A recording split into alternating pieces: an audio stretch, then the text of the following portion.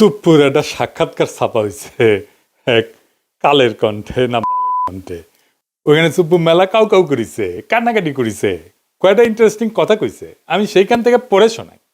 আমি নির্দ্বিধায় বলতে পারি ওই কঠিন সময়েও বিএনপির শীর্ষ নেতৃত্ব আমার পাশে ছিলেন। তারা তখনও সংবিধানের ধারাবাহিকতা অক্ষুণ্ণ রাখার বিষয়টি আমার কাছে স্পষ্ট ভাষায় ব্যক্ত করেছেন। বিশেষ করে বিএনপির চেয়ারম্যান তারেক রহমানকে ঘিরে আমার মনের মধ্যে অনেক কৌতূহল জমা ছিল, কিন্তু আমি পর্যায়ক্রমে বুঝতে পারলাম তিনি খুবই আন্তরিকতাপূর্ণ মানুষ। হি ওয়াজ সো কর্ডিয়াল। আমার দুঃসময়ে বিএনপির সহযোগিতা শতভাগ ছিল। সুপ্পু খুব পরিষ্কার করে বলছে যে বিএনপি তারে রক্ষা করছে। কোন সুপ্পুকে? সেই সুপ্পুকে যে তার নিজের পরিচয় নিজেই দিচ্ছে। শোনেন তার নিজের ক্রেডেনশিয়াল। আমি রাজনীতির এমন কোন অঙ্গন নাই যা আমি ছুঁয়ে যাই নাই। আমি বঙ্গবন্ধুর ছোঁয়া পেয়েছি। আমি আমার জীবদ্দশায় পরপর 6 বার বঙ্গবন্ধুর দেখা পেয়েছি। বঙ্গবন্ধু আমাকে নাম ধরে ডেকেছেন, এই চুপ্পু তুই এদিক আয়, এই চুপ্পু তুই মাঠে আয়। আমি বঙ্গবন্ধুর 6 দফার ভাষণ শুনেছি। আব্দুর রব বগা মিয়ার বাড়িতে আমি গিয়েছি, আমার প্রতিবেশী। ওখানে আমি দুপুরে ভাত খেয়েছি বঙ্গবন্ধুর সাথে। শুনিছেন কি বিশাল ক্রেডেনশিয়াল? মানে কার সাথে কই ভাত খেয়েছে সেটাও তার বড় যোগ্যতা। সোহরাওয়ার্দীর বডিগার্ড তারে কয়বার সুপ্পুকে ডাকছে সেটা তার বড় যোগ্যতা। তো এটি শেষ না, তারে কেন কাঁঠাল রানী পছন্দ করতো, কেন দয়া করতো, সেটা তার মুখ থেকে শুনেন। সে যে ছাত্রলীগ করতো সেটাও শুনেন। আমি যখন বঙ্গবন্ধুকে উপস্থাপন করেছি, স্বাধীনতার যুদ্ধকে উপস্থাপন করেছি আমার বক্তৃতায় জজদের সম্মুখে, তখন উনি আমাকে জিজ্ঞেস করেছিলেন, তুমি কি আপনি কি রাজনীতি করতেন? আমি বললাম, জি মাননীয় প্রধানমন্ত্রী, আমি ছাত্রলীগ করতাম। তখন তিনি একটি নাম উচ্চারণ করে আমাকে বলছিলেন, সে তোমার সিনিয়র? আমি তখন বললাম, মাননীয় প্রধানমন্ত্রী, সে আমার 10 বছরের জুনিয়র। উনি যাকে সিনিয়র লিডার মনে করতেন তারও আমি 10 বছরের সিনিয়র। এটা শুনে উনি অনেকটা আমার প্রতি তার দয়ার সাগর হাত বাড়িয়ে দিলেন। শুনেছেন, ফাইনালি তার মনে বড় দুষ্কু ছিল। সেটা জানেন তার দুষ্কু কি ছিল? আমার মনে বড় দুষ্কু, ও দুষ্কু আমার মনে রে। কি দুষ্কু সুপ্পু তোমার মনে? ওর মুখেই শুনেন। গত 3 মাস ধরে মাননীয় প্রধানমন্ত্রীকে সালাম করতে গেলে উনি আমার সালাম নিতেন না। তা আমি দেখতাম যে ওনার চরণের ধুলো আমি পাই না। আমার মিশ্র প্রতিক্রিয়া হচ্ছিল যে উনি কেন আমার সালাম নেন না, না থাক বলে। কিন্তু সেই সময় যে ওনার মনের মধ্যে রাষ্ট্রপতি হিসাবে আমার নাম গ্রথিত হয়ে গেছে, এবং সেজন্যই যে উনি আমার সালাম নেওয়াটা বিব্রতকর মনে করতেন, এটা তো পরে বুঝলাম। আগে তো বুঝতাম উনি আমার পর বিরক্ত। শুনেছেন তার দুষ্কু কেন কাঁঠাল রানী তারে পায়ের ধুলে নিতে দেয় না। এই কিসিমের একটা মানুষরা রাখার জন্য বিএনপির কি আকুলতা ব্যাকুলতা। আমি যখন কইতাম সুপ্পু ওয়াকার আর বিএনপি বরাবর হয়ে গেছে, তার প্রমাণ পাইলেন তো। সুপ্পুর কপালে যে দুষ্কু আছে এটা আমি কলে 2023 সালে ওই প্রেসিডেন্ট হওয়ার টাইমে কইছিলাম। শুনেন, হাসিনা নিজেও জানে সে নির্বাচনের সময় ক্ষমতায় থাকতেছে না, তাই তার একখান হিসু করে প্যান্ট না ভিজানো প্রেসিডেন্ট দরকার। সেজন্যই সুপ্পু। তাই সুপ্পু হইল প্রেসিডেন্ট, কিছু আসে যায় না। এই সুপ্পু যতই অনুগত হোক, একটা ফেয়ার নির্বাচনের পরে নেক্সট সরকার প্রথম যে অধিবেশনে বসবে, সেই অধিবেশনে যে বক্তৃতা দেবে না সুপ্পু, সেটার আইন অনুসারে বিজয়ী দল যেভাবে লিখে দেবে সেভাবে পড়তে সুপ্পু বাধ্য হবে। তারপরে কিন্তু বিজয়ী দল ইমপিচ করতে পারবে।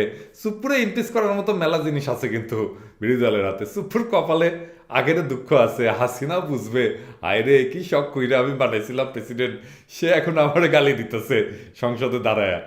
তা আজ দেখলাম খুব হাসতেছে সুপ্পু। হ্যাঁ, আইসা নাও, পরে কান্দিবা, যত হাসি তত কান্না, কইয়া গেছে রামসন্না। শুনিছেন, ঠিকই গুনে 3 বছর আগে কইছিলাম কলে মিলিল। এবার এখন দেখা যাক বিএনপি কি ড্রাফট করে দেয় তার বক্তৃতার। খেয়াল রাখেন বিএনপি কলে কর চেষ্টা করবে বক্তি বা ড্রাফট সুপ্পু নিজে করিছে, আমরা কিছু কই নাই। নিজে ড্রাফট করে না, আইন অনুসারে প্রেসিডেন্ট। আগে জানায় রাখলাম জুলাই বিপ্লব নিয়ে কি বলে সুপ্পু, জুলাই সনদ নিয়ে কি বলে, হাসিনার ফ্যাসিবাদ নিয়ে কি বলে, গুমখুন নিয়ে কি বলে, হাসিনার বিচার নিয়ে কি বলে, এগুলো খেয়াল রাখবেন, কারণ ওইটা ড্রাফট করে দেবে বিএনপি নিজে, তারেক রহমান ওটা অ্যাপ্রুভ করবে। এটা মাথায় রাখেন সুপ্পু কি বলে সেটাই বিএনপির কথা। সুপ্পু এটা চোর, ঘুষখোর, অর্থ পাচারকারী, দাগী অপরাধী এবং মিথ্যাবাদী।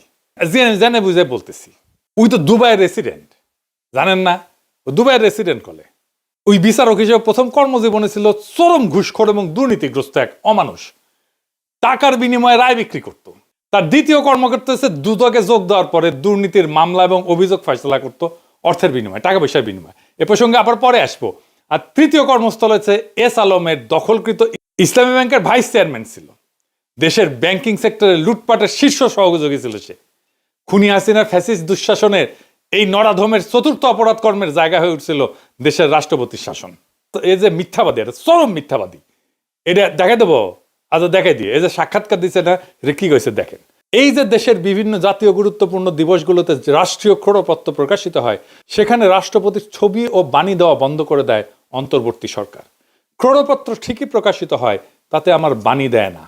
আপনারা খোঁজ নিয়ে দেখেন গত 1.5 বছরে আমার কোনো বাণী গেছে কি না। আচ্ছা আপনারাই দেখেন, আপনারা দেখেন কত বড় মিথ্যাবাদী। গত বছর স্বাধীনতা দিবসে ওর বাণী দেখেছেন, এই যে বিজয় দিবস ক্রোড়পত্র ওর বাণী দেখেছেন। 5ই আগস্ট জুলাই অভ্যুত্থান দিবসেও তার বাণী ছাপা হয়েছে দেখেছেন। কেমন ডাহা মিথ্যা কথা বলে দেখেছেন। আচ্ছা এডিটর সাহেব, আমি কি সুপ্পুরে গালি দিতে পারবো? পারবো না কেন? রোজা রমজানের দিন তাই। ও আচ্ছা ঠিক আছে, আপনার কথা মেনে নিলাম, সুপ্পুরে গালি দিলাম না। এবার আসেন, কাটারানি আমগের দেশে প্রেসিডেন্ট বানিয়েছিল কোন কিসিমের মালকে, আর বিএনপি যার প্রেমে দেওয়ানা সে কেমন মাল সেটা আমরা দেখি। সুপ্পু 71 সালে মুজিব বাহিনীতে জয়েন দেয়, ওই তারপরে ইন্ডিয়ার দেরাদুনে ট্রেনিং করে। এই ট্রেনিং এর বন্দোবস্ত করে কে জানেন? ভারতীয় গোয়েন্দা বাহিনী রয়ের জেনারেল উবান, সে ছিল ট্রেনার। মুজিব বাহিনীর উদ্দেশ্য ছিল স্বাধীনতা যুদ্ধকালে বাংলাদেশে যে বিপ্লবী যুব সমাজের উত্থান হয়েছে তারে খতম করা, মানে বামপন্থীদের খতম করা। এই উদ্দেশ্যে স্বাধীনতার পর রক্ষী বাহিনী গঠন করা হয় এবং তারা কিন্তু 30,000 যুবককে হত্যা করে সেই সময় মুজিবের আমলে, শরদ্দির বডিগার্ডের আমলে। এই রক্ষী বাহিনী তৈরি হয় মুজিব বাহিনীর সদস্যদের দিয়া, মানে সুপ্পুর ভাই ব্রাদারদের দিয়া। সেই রক্ষী বাহিনীকে জিয়াউর রহমান আর্মিতে আত্মীকৃত করে। সোহরাওয়ার্দী বডিগার্ড জয় বাংলা হয়ে যাওয়ার পরে জিয়ার আমলে যতগুলা মিলিটারি কু হয়েছে সেগুলোতে রক্ষী বাহিনী থেকে আসা লোকজন যুক্ত ছিল। জিয়া যে লাস্ট কুতে মারা যায় সেখানেও রক্ষী বাহিনী থেকে আসা অফিসার ছিল কিলিং স্কোয়াডে, যে জিয়াকে খুন করেছে। এটা খালেদা জিয়া ঠিকই বুঝেছিলেন, তাই তিনি কইছিলেন যে সাপকে বিশ্বাস করা যায় কিন্তু আওয়ামী লীগকে বিশ্বাস করা যায় না। যার মধ্যে আওয়ামী লীগের বিন্দু মাত্র জিনিস আছে, চিহ্ন আছে, তারে বিশ্বাস করা যায় না। শুনেন, সাপকেও বিশ্বাস করা যায় কিন্তু আওয়ামী লীগকে বিশ্বাস করা যায় না। আওয়ামী লীগ নিজের স্বার্থের জন্য দেশটাকে পর্যন্ত বিক্রি করে দিয়ে ক্ষমতায় থাকতে চাইবে, লেনদেন করছির মতো তার হয়েছে। কাজে এই আওয়ামী লীগকে বিশ্বাস করেন না। শুনেছেন? আর এখন সেই জিয়া এবং খালেদা জিয়ার পুত্র তারেক রহমানের আওয়ামী লীগ ছাড়া চলেই না। হ্যাঁ যাই হোক, সুপ্পুতে ফিরে আসি। 72 সালে সুপ্পু পাবনার এডওয়ার্ড কলেজ থেকে বিএসসি পাশ করে। ওই পরীক্ষাটা ছিল নকলের জন্য বিখ্যাত, একেবারে আপনারা সবাই জানেন, মুরব্বীদের জিজ্ঞেস করেন, সব কটা নকল করে পাশ করেছে। 75 সালে সে পাবনার আমিন উদ্দিন আইন কলেজ থেকে LLB ডিগ্রি পায়, মাশাআল্লাহ। 82 সালে সে BCS বিচার ক্যাডারে যোগ দেয়, একটা স্পেশাল ক্যাডার সার্ভিস হয়েছিল। পরবর্তীতে জেলা জজ হিসেবে দায়িত্ব পালন করে। এই হইল দিয়া তার বিদ্যা অভিজ্ঞতার দৌড়। আগে যারা বিচার বিভাগ থেকে রাষ্ট্রপতি হয়েছিলেন তাদের শিক্ষা জীবনের সঙ্গে এই নকল বা সুপ্পুর তুলনা করলে লজ্জায় মাটিতে মিশা যাওয়া ছাড়া আর কোনো উপায় থাকে না। সে বিচারপতি আবু সাইদ চৌধুরী থেকে বিচারপতি শাহাবুদ্দিন আহমেদ পর্যন্ত সকলেই ছিলেন হাইকোর্ট সুপ্রিম কোর্টের বিচারপতি, কেউ কেউ ছিলেন প্রধান বিচারপতি। আর কাঁঠাল রানী উপসচিব পর্যায়ে অবসরপ্রাপ্ত এক দুর্নীতিগ্রস্ত বিচারপতিরে বাংলাদেশের সর্বোচ্চ পদে নিয়োগ দিছিল। এই কইরা পদটার যে কি পরিমাণে অবমূল্যায়ন হয়েছিল সেটা আমাদের ধারণারও বাইরে। দেখেছেন তো কেমন মিছা কথা বলে, চোখে চোখে মিছা কথা বলে। এটা বাংলাদেশের রাষ্ট্রপতি। এরকম একটা মিছা কথা বললে তো মিডিয়াতে হইচই পড়ে যেত দুনিয়ার যে কোনো সভ্য দেশে। কিছু হয়েছে এরকম একটা মিছা কথা বলছে। 2001 সালে নির্বাচনে পরাজিত হওয়ার পরে আওয়ামী লীগ অভিযোগ করে যে বিএনপি আওয়ামী লীগ এবং সহযোগী সংগঠনগুলোর নেতাকর্মীদের উপরে হামলা করিচ্ছে। পরবর্তীতে আওয়ামী লীগ যখন ক্ষমতায় আসে 2008 সালে, তখন ওই অভিযোগ তদন্তের একটা কমিশন গঠন করে। সেটার প্রধান হিসেবে শাহাবুদ্দিন সুপ্পুরে নিয়োগ দিছিল কাটালরানী হাসিনা। সে বিএনপির বিরুদ্ধে তদন্ত করেছিল, তদন্ত রিপোর্ট দিছিল। হাসিনা কত ঘনিষ্ঠ, কতখানি ডিপেন্ড করতো দেখেন, তার উপরে ডিপেন্ড করিচ্ছে তারেক রহমান। দেখেছেন 2011 সালে হাসিনা সুপ্পুকে দুর্নীতি দমন কমিশনের কমিশনার হিসেবে নিয়োগ দেয়। ওইখানে তার প্রধান কাজ ছিল পদ্মা সেতুতে যে বিশ্ব ব্যাংক দুর্নীতির অভিযোগ উত্থাপন করছিল না, সেটা তদন্ত করা। আশ্চর্য হওয়ার কিছু নাই যে হাসিনার পদলে সুপ্পু তথাকথিত তদন্ত শেষে দাবি করে বিশ্ব ব্যাংকের অভিযোগ মিথ্যা। এটা নিয়ে আবার সে গব্বও করেছিল। এই ভূমিকার কারণে সে হাসিনার আস্থা এবং বিশ্বাস অর্জন করে। 2011 থেকে 2016 সাল পর্যন্ত যে দুর্নীতি দমন কমিশনের কমিশনার ছিল, ওই সময় বাংলাদেশের দুর্নীতির এত ব্যাপক বিস্তার ঘটে যে হাসিনার পুরা শাসনামলে $234 বিলিয়ন বিদেশে পাচার হয়ে যায়।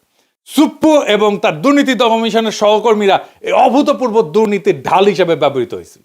বুঝিস, বাংলাদেশ থেকে যে পাচার হয়ে গেছে অর্থ, সেইটা ঢাল ছিল এই সুপ্পু। পরবর্তীতে সুপ্পু এস আলমের মালিকানাধীন ইসলামী ব্যাংকের ভাইস চেয়ারম্যান পদে চাকরি নেয়। প্রেসিডেন্ট পদে মনোনয়ন পাওয়ার আগ পর্যন্ত এই পদেই চাকরি করত। আদানি যেমন মোদির ক্যাশিয়ার, যেমন এস আলমও কাটালরানী হাসিনার ক্যাশিয়ার। জানেন তো এটা। শাহাবুদ্দিন সুপ্পুর নজরদারিতে ইসলামী ব্যাংক জয় বাংলা হয়ে যায়। এবং এস আলমের সাথে আমাদের শিলং সালাউদ্দিনের একটা ঘুটু আছে, জানেন তো। এই জন্য এইটাই হইতেছে আসল ব্যাপার, বুঝিসাও। তার সাথে কেন বিএনপির এত সম্পর্ক? এই যে কালের কণ্ঠে সাক্ষাৎকার নিল, ওই একই বসুন্ধরা গ্রুপের দৈনিক বাংলাদেশ প্রতিদিনে 2023 সালের 12 ডিসেম্বরের লেখা লিখেছিল উপসম্পাদক হিসেবে। এ সুপ্পু কেন 2024 সালে হাসিনা জরুরি, কেন হাসিনা ক্ষমতা টানতে হবে, সেটা লিখেছে। সে কইছে 2001 থেকে 2006 সাল পর্যন্ত তৎকালীন বিএনপি জামাত সরকারের দুঃশাসন এবং পরবর্তীতে তথাকথিত তত্ত্বাবধায়ক সরকারের কর্তৃত্বে দেশের সমাজ, অর্থনীতি ও রাজনীতিতে যখন অন্ধকার নেমে এসেছিল, ঠিক তখনই প্রায় 3/4 মানুষের সমর্থন নিয়ে ত্রাণকর্তার ভূমিকা অবতীর্ণ হয়েছিলেন বঙ্গবন্ধু কন্যা সে দেশরত্ন শেখ হাসিনা। 21 শতকে বাংলাদেশের ঘুরে দাঁড়ানো মূলত সেইখান থেকেই শুরু। না, এটি শেষ না, আরো আছে, রান্নাঘরে আরো আছে। সে তারেক রহমান খালেদা জিয়া নিয়ে কি বলেছিল, আসেন সেটা ওর পড়তেছি। সে খালেদা জিয়া তারেক রহমানকে নিয়ে কইছিল, সভা সমাবেশে আওয়ামী লীগ বিএনপি হাক ডাক যাই হোক, নির্বাচন নিয়ে নিকট অতীতের সবচেয়ে সুন্দর মন্তব্যটি করেছেন আওয়ামী লীগ সভানেত্রী প্রধানমন্ত্রী শেখ হাসিনা। তার ভাষায়, দেশের মানুষ বিএনপির সময় কি পেয়েছে আর আওয়ামী লীগের সময় কি পেয়েছে সেটার তুলনা করতে হবে। জনগণ কাকে ভোট দেবে, আওয়ামী লীগের বাইরে আর কে আছে? কারা, কেন, কি কারণে, কোন সুখের স্বপ্নে, কোন আশায় বিএনপিকে ভোট দেবে?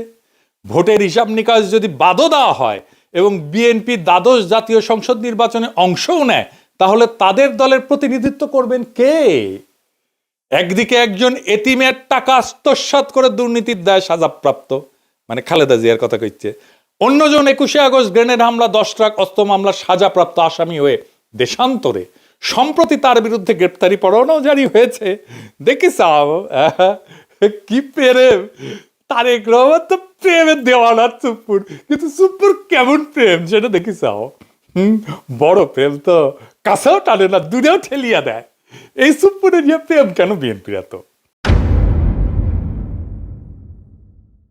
আমরা যখন সুপ্পুর অপসারণ চাইতেছি, সেই টাইমে তারেক রহমানের সাথে আমার একটা মিটিং হয় জুমে।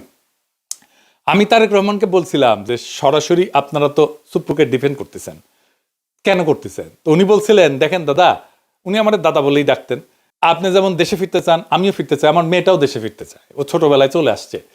প্রেসিডেন্ট অপসারিত হলে আমার সেই দেশে ফেরাটা ঝুঁকিতে পড়বে। আমি অন রেকর্ড বলতেছি, এই কথাই উনি আমাকে বলছিলেন। আমি বললাম যে আমি তো বুঝলাম না, আমি ওনারে ভাইয়া বলি, আমি তো বুঝলাম না, মানে আপনার কেন দেশে আছে ঝুঁকিতে পড়বে?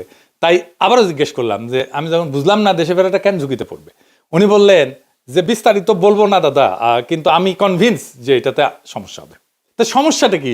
সমস্যা হচ্ছে যে দেশ বদলায় যাইতেছিল, দেশটাকে আগের অবস্থায় ফিরাই নিতে হবে। সেই আগের বন্দোবস্তে, দেশ সেই আগের বন্দোবস্তে ফিরে যাইতেছে। আওয়ামী লীগের অফিস খুলতেছে, ইনকিলাব আজাদি, এই সমস্ত শব্দ নিয়ে বিএনপির নেতা মধ্যে দেশ চুলকানি শুরু হয়েছে। ফুন্দের আলো দিল্লিস্টার আবার আগের চেয়ারে ফিরে এসেছে, এমনকি তারা লেখা ছাপাইতেছে ইনকিলাব আজাদি কেন আমাদের বলা উচিত না।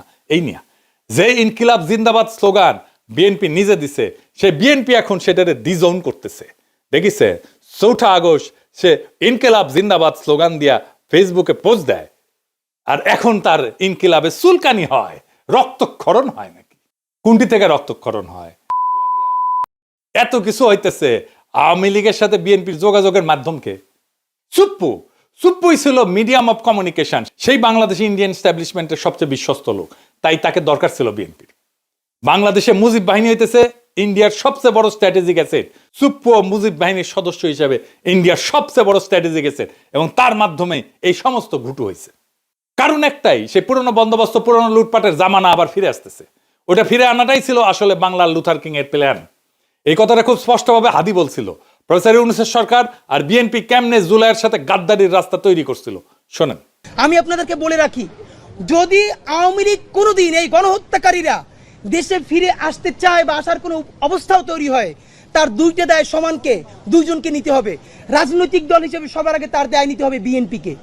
বিএনপির এই ব্লান্ডারের কারণে এই দেশে আওয়ামী লীগের সার পরিস্থিতি তৈরি হবে। আর দ্বিতীয়ত এই সুশীল এনজিওবাদী সরকার, যে না পুলিশ সংস্কার করে, সে না পুলিশ নিয়োগ দেয়, না গ্রেপ্তার করে, না সে রুল করে, না সে কুইট করে, সে কিচ্ছু করে না, সে শুধু ফেসবুকে পোস্ট দেয়। শুনেছেন তো? এবার বুঝেছেন তো কেন হাদিরে মরতে হয়, কেন হাদিরে শহীদ হইতে হয়? বুঝেছেন? বিপ্লব এভাবে ব্যাহত হইয়া যায়। এখন প্রশ্ন করতে পারেন, আমরা কি এতদিন মিসাইল লড়াই করলাম? এত ছাত্র জনতা কি হুদাই জীবন দিল, রক্ত দিল? পৃথিবীতে কোনো রক্তই বৃথা যায় না, কোনো হাহাকার, কোনো কান্না চাপা পড়ে না। মজলুমের আর্তনাদ কোনোদিন বাতাসে মিশে যায় না, মজলুমের আর্তনাদ কোনোদিন পাথরের নিচে চাপা পড়ে থাকে না। 24-এর বর্ষা বিপ্লব একটা পুরা জেনারেশনকে পাল্টাই দিছে, তার মন মানসিকতা, তার চেতনাকে পাল্টাই দিছে। এই বদলটা বাংলাদেশের চেতনা থেকে কোনোদিন মুছে যাবে না। জুলাইয়ের সাথে গাদ্দারি করে বাংলাদেশে কেউ ক্ষমতায় থাকতে পারবে না, বিএনপিও না। কারণ জুলাই জিন্দা আছে, বিপ্লব জিন্দা আছে, শহীদেরা জিন্দা আছে। জুলাইয়ের সাথে গাদ্দারি করলে আবারও রাস্তায় নেমে আসবে আরো একবার সেই রুহানি প্লাবন, বাতিল রে ভাষায় নিয়ে যাবে আরো একবার। সেই দিন আমরা নিশ্চিত করব ফ্যাসিবাদের পুরনো বন্দোবস্তের সবকিছুকে আমরা সেই রুহানি প্লাবনের সাথে ভাষায় দেশটার জঞ্জাল সাফ করব। সেটাই আমাদের আজাদি। আজাদি জিন্দাবাদ, ইনকিলাব জিন্দাবাদ।